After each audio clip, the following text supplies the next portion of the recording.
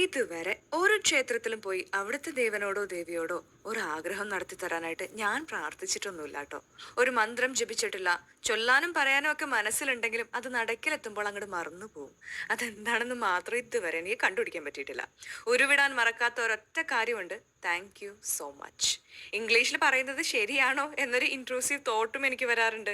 എന്നിരുന്നാലും എവിടെയോ കിടന്ന എന്നെ അത്രയ്ക്ക് അങ്ങോട്ട് കൊമ്പത്തൊന്നും അല്ലെങ്കിലും മനസ്സിൽ ആത്മവിശ്വാസവും ധൈര്യവും ഉള്ള ഒരാളാക്കി മാറ്റിയതിനുള്ള നന്ദിയാണത്. എൻ്റെ വീട്ടുകാർക്കും കുടുംബക്കാർക്കും ചില നാട്ടുകാർക്കൊക്കെ ഞാൻ ഒരു പാഴായിരുന്നു കേട്ടോ. പാഴ മീൻസ് യൂസ്ലെസ്.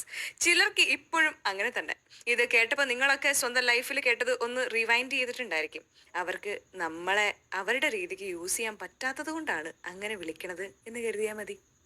ഞാൻ ഈ അമ്പലങ്ങളിൽ പോകുന്നതും തനിയെ താമസിക്കുന്നതും പലർക്കും മനസ്സിലാക്കാനായിട്ട് സാധിച്ചിട്ടില്ല. അവരെ തെറ്റു പറയാനും പറ്റില്ല. കാരണം എൻ്റെ ലൈഫ് സ്റ്റൈൽ ഇതൊന്നും അല്ലായിരുന്നു. പിന്നെ മനസ്സിലാക്കാനായിട്ട് ആരും ശ്രമിച്ചിട്ടൊന്നുമില്ല കേട്ടോ. എനിക്ക് വരെ എൻ്റെ ഈ ഒരു ലൈഫ് സ്റ്റൈൽ സ്വിച്ചിങ് ഒരു കൗതുകമാണ്. I'm still searching why I did that. എന്നിരുന്നാലും പഴയ ആ ഒരു ലൈഫിനേക്കാളും ഒരുപാട് സമാധാനം എനിക്ക് തരുന്നുണ്ട്.